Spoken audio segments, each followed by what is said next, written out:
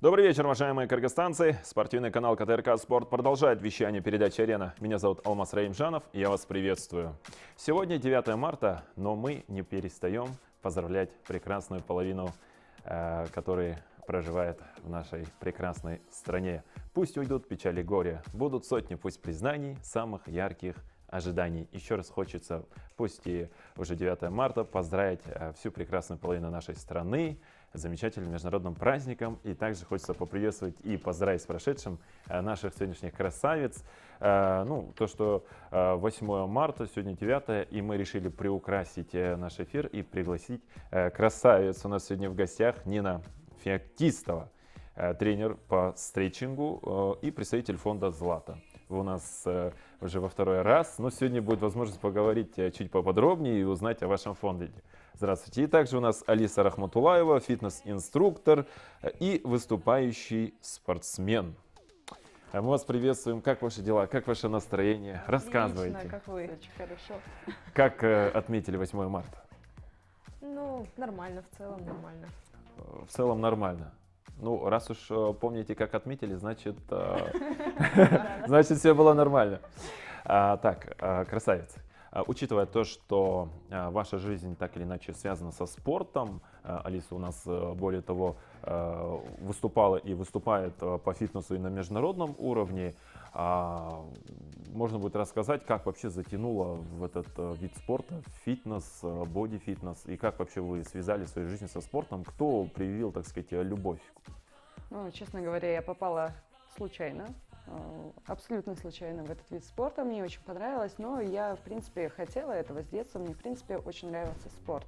Вот. Но когда я пришла, вообще, когда я попала в зал, Константин Васильев, который был у вас недавно на передаче, бодибилдер. Да. Он начал мое обучение, вот, и через время спросил: выступать будешь? Я такая: не. Именно на профессиональном уровне? Да. Ну как, на любительском. Да. Мы еще не профессионалы, мы любители. Профессионалы — это вот уже кто пролил. Алис, до этого вы не интересовались другими видами спорта? Просто бывает, что кто-то занялся плаванием, кто-то там немного на борьбу походил, потом уже переключается на какой-то другой вид спорта. Профессионально я ничем не занималась, но я с детства очень любила, в принципе, спорт, побегать, попрыгать. Ну, в школе там кружки легкой атлетики, в этом роде. Так, и потом приходит накачанный, мускулистый Константин и говорит: будешь выступать. Будешь выступать. Да, это примерно так и было. Дальше. А я такая: нет. Он такой: будешь. Я знаю, что вы вместе съездили в Индию, Да. и вы выступали в категории фитнес-бикини. Фитнес-бикини. Для того, чтобы нашим зрителям было ясно, бодибилдинг, фитнес-бикини, боди-фитнес, буквально в 2-3 словах можете, как профессионал, нам немного рассказать для тех, кто в бронепоезде, что, как отличается? Ну, вообще возьмем полностью, да, бодибилдинг, да, делится на несколько категорий. Вообще, как бы красивые категории.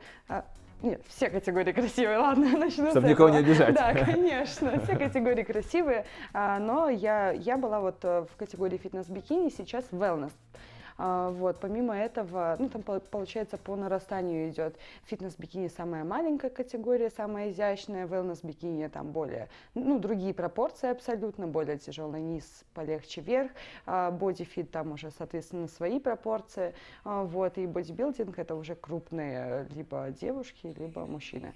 Буквально, вот, извиняюсь, что вас перебиваю, очень много,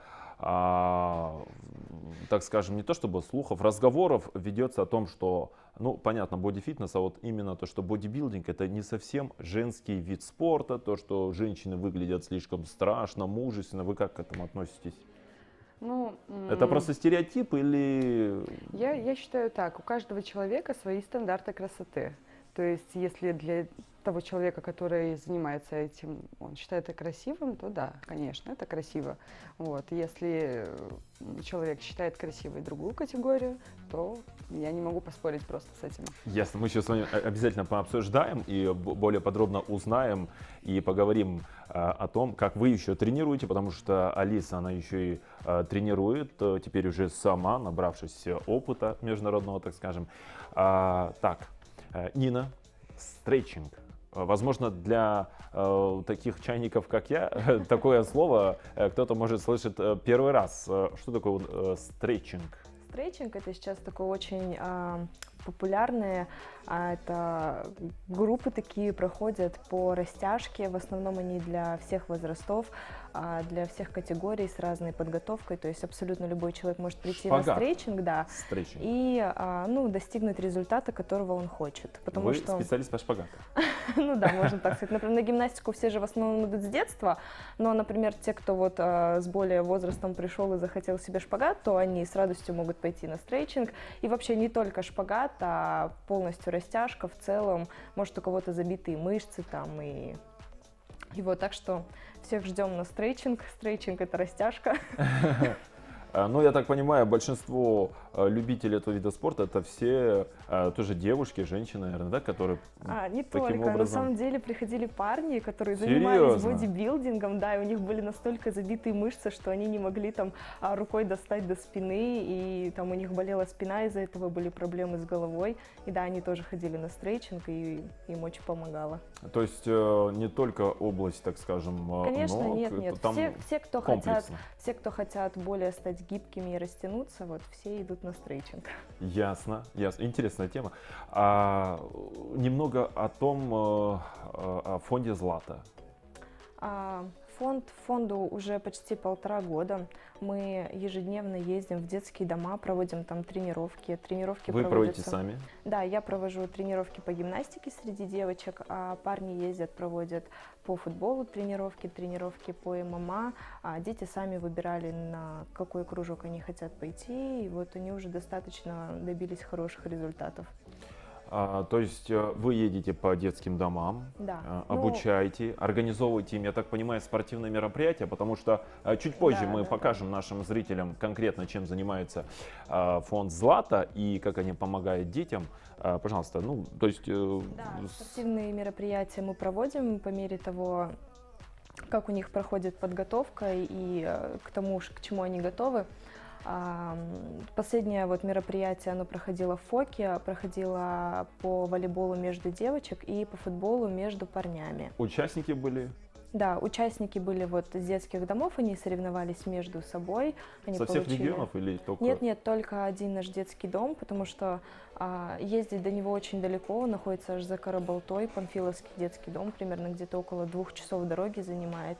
И вот мы с ними уже занимаемся год, но мы планируем расширяться и брать еще детские дома. Отлично. Ну, я думаю, что такое можно только поддержать и только поаплодировать. И совсем скоро мы еще узнаем, кто вообще основатель этого фонда «Злата».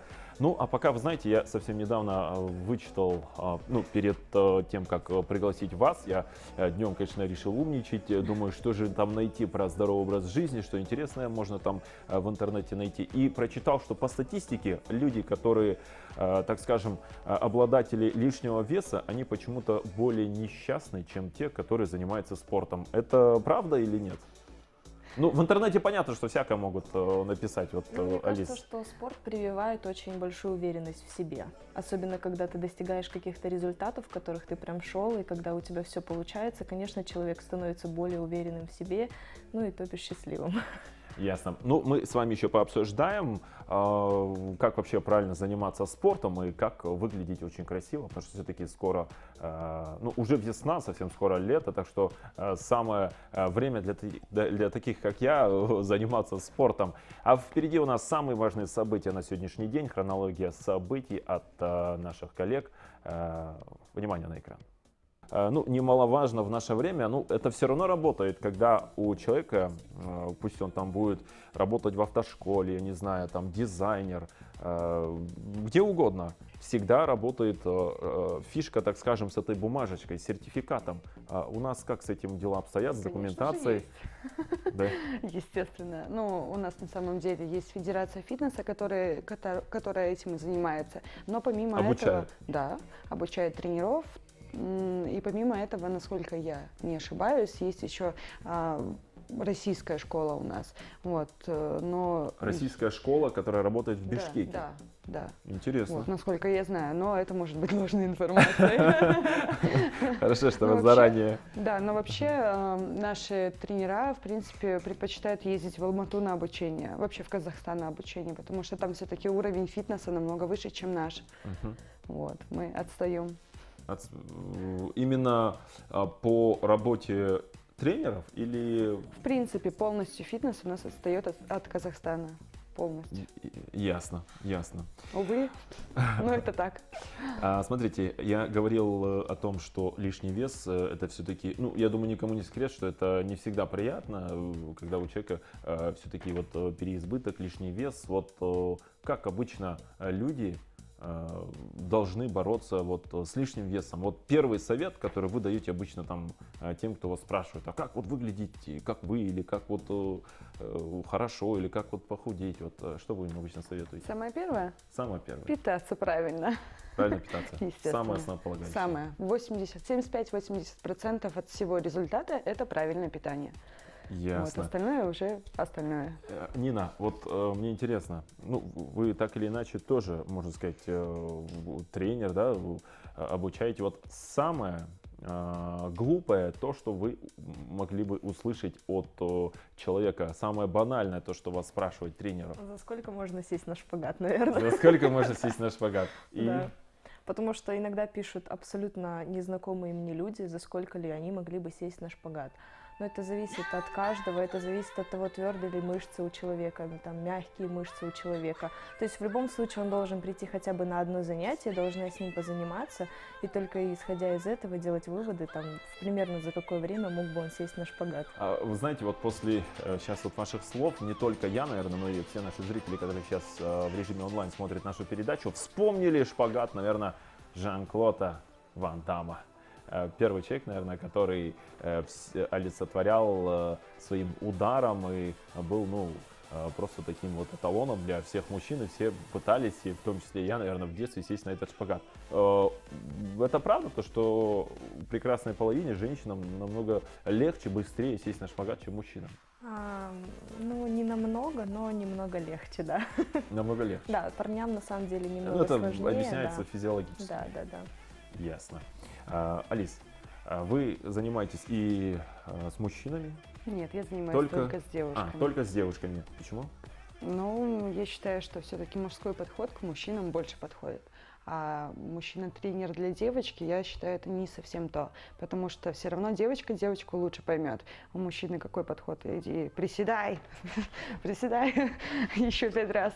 А девочки понимают друг друга, вот, нам очень легко коннектить, по сути. Я слышал от тренеров, ну это касается не только по вашей части, вообще в целом от тренеров, то, что с девушками почему-то где-то даже работать легче, чем с мужчиной. Я не считаю это правдой. Ну это не стандарт такой, да? Бывает, ну, ситуация, наверное, разная бывает. Скорее, наверное, с девочками труднее работать, потому что девочки любят внимание, и если кому-то вдруг что-то не понравилось, а такое бывает и бывало всегда, ну, и, соответственно, все отношения, которые строились на протяжении, там, бывало и пару лет, они могут в один момент просто обрубиться из-за того, что там, ну, не потянуло, например, лишний раз. Самое сложное в вашей профессии, в вашей работе, с чем вы сталкиваетесь? Самое сложное. Самое сложное. Убедить человека, что за месяц он не скинет те килограммы, которые наедал за десятилетия. Серьезно. И такое бывает. Да, они приходят и говорят, а мне месяца же хватит, а если не хватает, они говорят, ты плохой тренер. Ясно. А что делает Алиса в такие моменты? Ну, мне не говорили еще, что я плохой тренер. Слава богу. Вот. Но я изначально говорю, что вся ответственность лежит на вас. Вы пришли, вы дошли до этого просто морально, эмоционально. Пришли, делайте. То есть тренер, какой бы тренер ни был, очень хороший, либо очень плохой, он фактически не повлияет на результат так, как может сделать это сам человек. Ясно. Перед эфиром мы с вами разговаривали, вы как-то даже отметили, что не стоит говорить о спортпите вообще. А почему такая нелюбовь к спортпитам? Нет, я очень хорошо отношусь к спортпиту. Просто я не особо сильно в нем, не особо сильна в нем. Ну, то есть, как бы, да, есть люди, их которые... советовать тоже нужно, так скажем, по назначению. Конечно, ну, нет, я как бы могу общие рекомендации дать, но я не могу конкретно сказать, тебе подойдет вот этот продукт. Большинство ваших, наверное, так скажем, хотел сказать пациентов, большинство ваших клиентов, они, наверное, хотят похудеть, раз уж это Да. женщины. Да. Ясно. Нина, фонд «Злата». Можно немного поговорить. 1,5 года существует.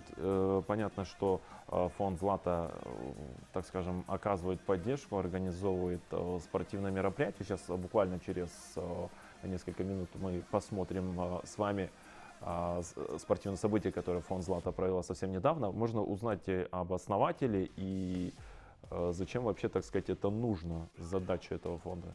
Ну, основатель Куценко Константин Иванович, на самом деле он все делает на какой-то безвозмездной основе, и большое ему спасибо за это. Ну, наверное, чтобы привить спорт, любовь к детям, потому что немногие могут пойти в какой-то кружок, тем более дети из детских домов. Но вот в этом детском доме, кстати, у них есть родители, почти у большей части, но их туда отдают, например, на время обучения, так как не могут содержать. Вот. Ну и они приходят на тренировки, занимаются. И то есть мы можем им предоставить, если когда после того, что они выпускаются, они могут приходить в федерацию, заниматься там. То есть, ну, как бы у них есть возможность, чтобы развивать себя и как-то быть успешными в этом. Ясно. Впереди у нас будет видеосюжет.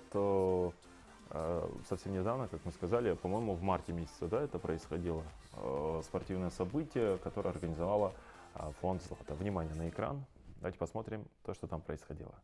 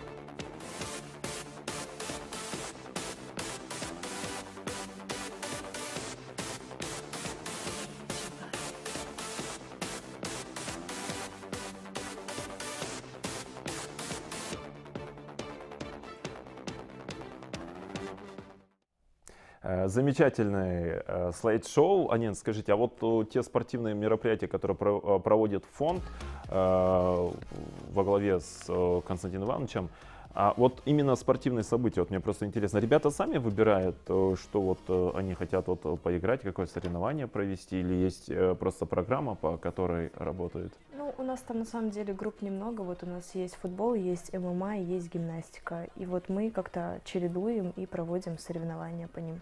Ну и те, кто хотят, сами могут, так сказать, себе выбрать.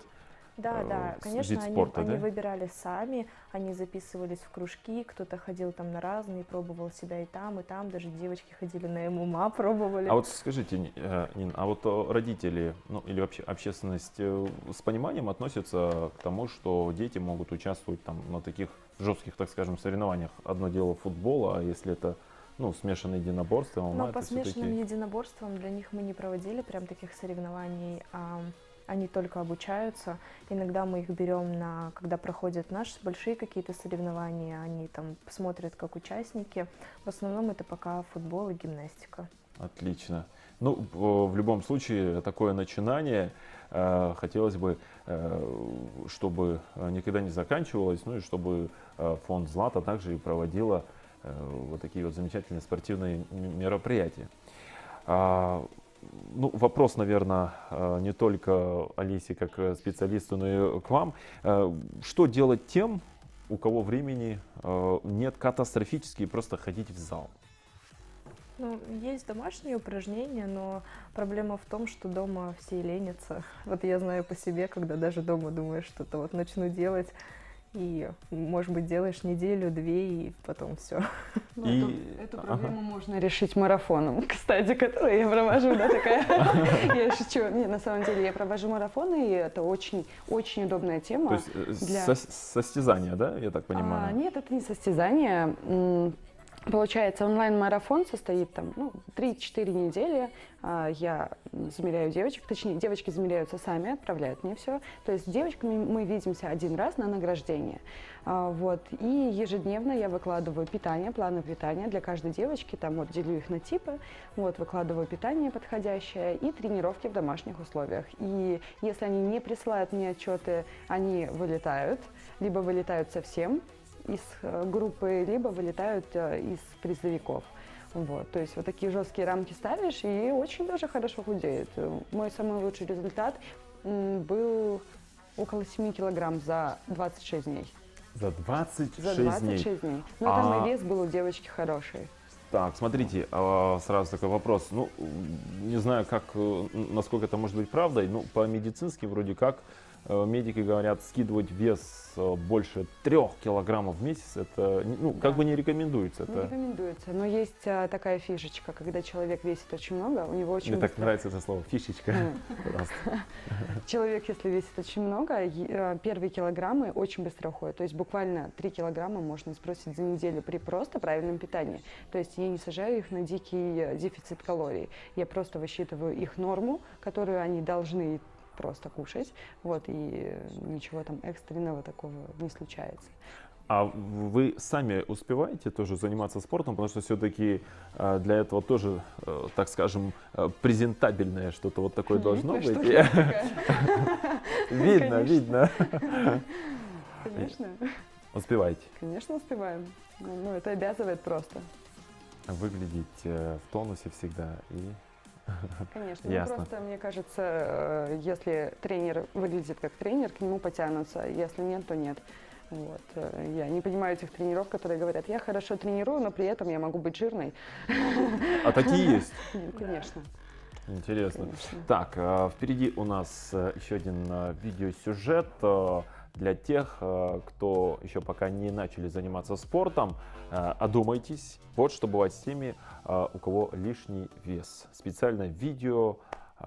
Ну, не хочется сказать для тех, для тех, кто, наверное, пока еще не начали заниматься спортом. Внимание на экран. Ожирение становится бедствием не только национального масштаба России, но и общемирового. В данном выпуске мы расскажем о его причинах и последствиях для организма. Согласно отчетам ООН, самыми проблемными в этом отношении являются Мексика, США и Сирия, где количество людей, страдающих ожирением, а не просто избыточным весом, превышает отметку в 30%. При этом Россия недалеко ушла от этого показателя. В нашей стране подобные проблемы испытывают около 24% граждан, и эта цифра растет из года в год. Более того, ученые подтверждают, что с начала исследований в 1975 году каждые 10 лет вес среднего человека на планете увеличивается на 1,5 килограмма, что неминуемо приведет к катастрофе в 2025 году, когда 20% населения Земли будут страдать этим недугом. Всемирная организация здравоохранения проводит достаточно четкую черту между избыточным весом и ожирением. Если в первом случае проблем с организмом можно избежать, то во втором они непременно вас настигнут. Самыми распространенными причинами набора веса являются не генетические факторы или болезни, о которых мы расскажем далее, а классическое переедание, малоподвижный образ жизни и стрессы, вызванные в том числе недосыпанием. Если говорить о генетике, то она также играет немаловажную роль в вопросе ожирения. Ученым удалось найти не менее 41 части генома человека, которые напрямую влияют на вероятность его развития. Более того, если оба родителя имеют проблемы с лишним весом, вероятность рождения ребенка с тем же недугом составляет около 80%. Что касаемо лекарств, то инсулин, стероиды, антидепрессанты и некоторые гормональные контрацептивы также повышают ваши шансы на ожирение. Еще одним фактором является недоедание в детстве. Исходя из исследований, изменение эндокринной системы человека приводит к тому, что ко времени налаживания вопросов питания организм попросту начинает накапливать жиры во избежание дальнейших стрессов, связанных с недостатком еды. Ну и наконец, стресс от нахождения в неблагоприятной среде бедных районов, а также питание быстрой и дешевой пищей напрямую приводит к ожирению. Именно поэтому большое количество бедных людей страдает этой болезнью, несмотря на отсутствие полноценного питания. Ну и напоследок о некоторых болезнях, к которым приводит ожирение. Риск инсультов и инфарктов резко возрастает, впрочем, как и диабета, эректильной дисфункции или хронической почечной недостаточности. Также стоит отметить астму, подагру, склероз и даже раковые опухоли, которые резко сокращают продолжительность жизни больного. Да, я думаю, то, что видео более чем серьезное, так скажем, и те, кто вот не совсем уделяет время спорту, я думаю, в наше время все-таки можно найти хотя бы для себя немного позаниматься спортом. Я вот нашел подборку вопросов как раз вот для фитнес-инструкторов, и один из часто задаваемых вопросов, оказывается, звучит следующим образом. Сколько примерно в неделю люди тратят на тренировки? Времени. Времени. Если это тренировка в зале, ну, время добираться считаем? То есть добраться Время до дома. тренировок, я так Именно полагаю. тренировок. Ну, тренировка где-то час-полтора. Если человек худеет, то у него, скорее всего, будет кардио, которое продлится не менее получаса. То, соответственно, еще плюс. Вот. Ну, в принципе, я думаю, что каждый мог бы найти время, так что, уважаемые зрители, те, кто заинтересовались, пожалуйста, вот те, кто хотят сесть и на шпагат, и не только поправить свое здоровье, наши Алиса, Нина, я думаю, всегда готовы оказать вам помощь. Так, теперь, красавицы, у меня еще будут подборка вопросов, но которые абсолютно не имеют никакого отношения к спорту, к вашей профессии, потому что мы сегодня узнали и о фонде Злата, и о стрейчинге, и узнали, что такое разницу между бодибилдингом, бодифитнесом, и чем занимается, и какие услуги оказывает Алиса. Ну, а сейчас, смотрите, я буду по очереди задавать вопросы. Давайте начнем с Нины, да, с вас. Вы можете, ну, максимум ответить 2 словами. Максимум только 2 словами.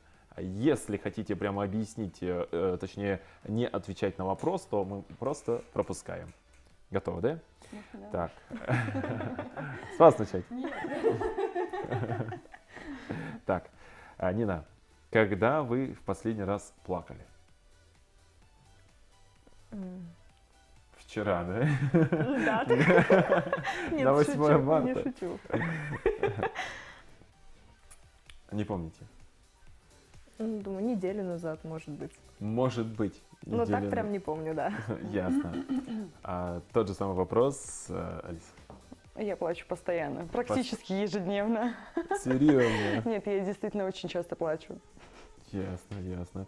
Так, если бы вы поймали золотую рыбку, то какие бы 3 желания загадали? Нина? Наверное, чтобы не было бездомных. Ну, это очень похвально. Все тратите на одно. Все 3 желания. Сразу 3 можно загадать? Да. Вы же золотую рыбку поймали. Ну, наверное, чтобы не было бездомных. И, ну, блин, я даже не знаю. Тут такой вопрос, который меняется со временем, как бы желания меняются со временем. Так, ясно.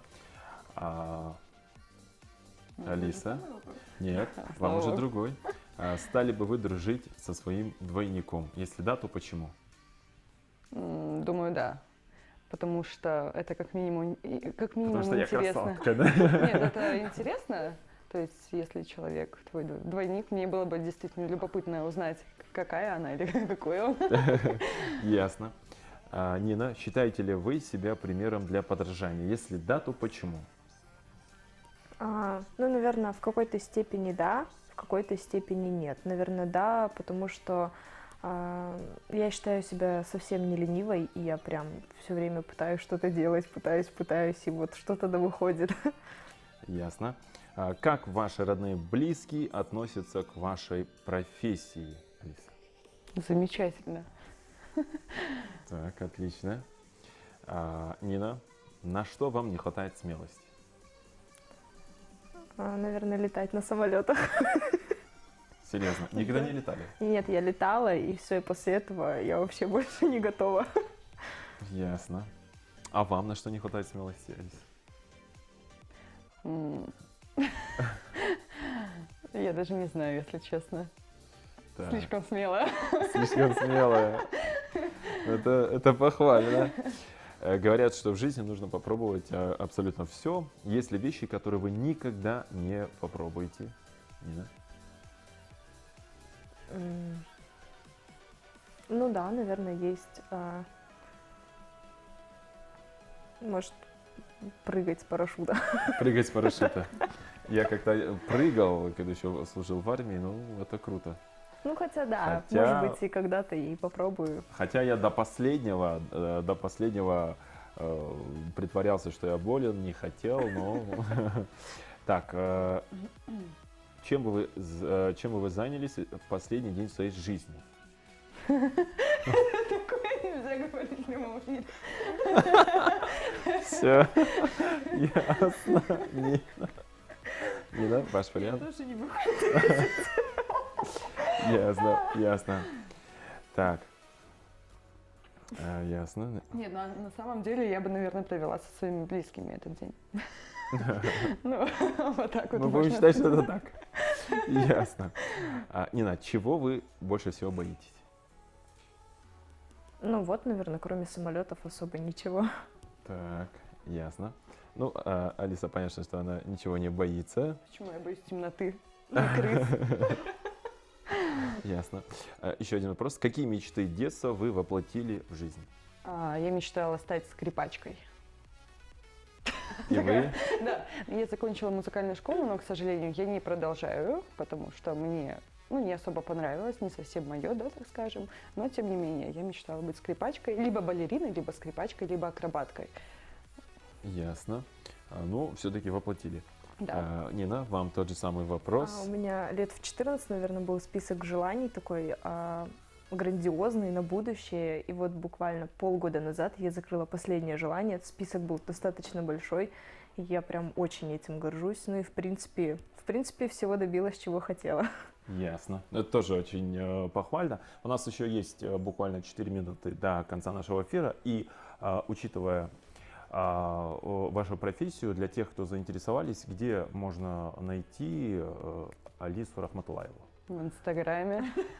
Для всех тех, кто хотели бы, допустим, там Проконсультироваться, записаться, например, да. проконсультироваться, Но может быть, и если кто-то заниматься. глобально заинтересовался, я работаю в нескольких залах на базовой основе, то есть в штате я работаю в скульпторе, поэтому Welcome, очень хороший зал, это премиум класса, просто самый лучший зал на данный момент, хоть и открылся недавно. У нас в городе. Да? Еще один немаловажный вопрос. Ну, никому не секрет, что услуги, так скажем, фитнес-тренера, они не каждый, наверное, может позволить.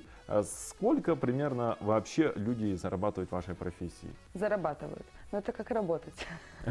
Это как работать, да. Но То на есть самом каждый деле- может быть востребован по-разному. Да. Вот, помимо этого, каждый выбирает график сам себе. То есть я вот как персональный тренер, у меня всего лишь 2 клиентки, потому что я не хочу больше. Я не могу больше, потому что Пропадает качество. пропадает качество, мне начинает не нравиться. То есть я люблю хорошо и с малым количеством людей. А контролировать, допустим, вот этот результат, это сложный процесс вообще для вас, как Результат? для тренера? Да, потому что вы работаете, выкладываетесь, понятно, что выполняете свою работу, но при этом видите, что результат, он не совсем Тот, который идет хотел. так, как нужно, потому что человек там может вне тренировочного процесса там какие-то излишества там может себе позволяет, Если человек, те же сладости. если человек недостаточно замотивирован, то мы не можем просто следить за результатом. То есть, по сути, человек сам ответственен. Я уже говорила это сегодня. Ясно. Нина, потихонечку наш эфир подходит к своему логическому завершению. Можете передать привет, рассказать о том, что будет делать и о будущем о фонде «Злато». О будущем о фонде «Злато» у нас как бы много планов, но всегда о планах не хочется говорить, поэтому просто наблюдайте, и я думаю, все со временем станет очевидным. Ясно. Вот. А насчет приветов, не знаю, наверное, маме, конечно же, спасибо ей за все, моему дедушке, Губадову Гурбану, де- моей сестре Элечке. Дедушка прям просил, чтобы вы привет передали. Да. А как зовут дедушку? Дедушку зовут Гурбан Губадов. Он смотрит нас сейчас. Да, он должен Так, мы смотреть. передаем вам большой-большой пламенный привет от всего коллектива КТРК «Спорт» и не только от вашей внучки. Так, Алис, пожалуйста. Тоже передавать приветы.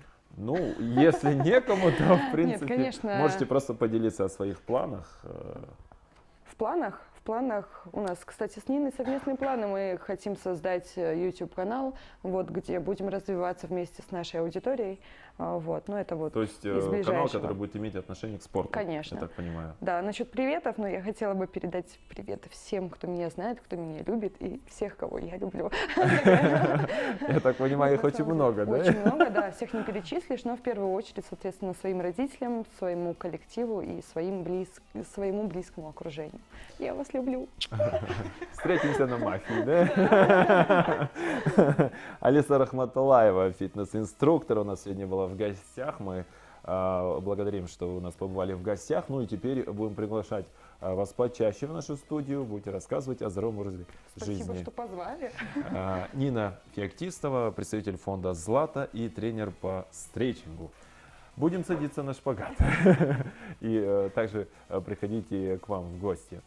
Большое спасибо за ваше внимание, уважаемые телезрители. Меня зовут по-прежнему Алмаз Раимжанов. Встретимся в следующий понедельник. Всем приятного отдыха и хорошего настроения.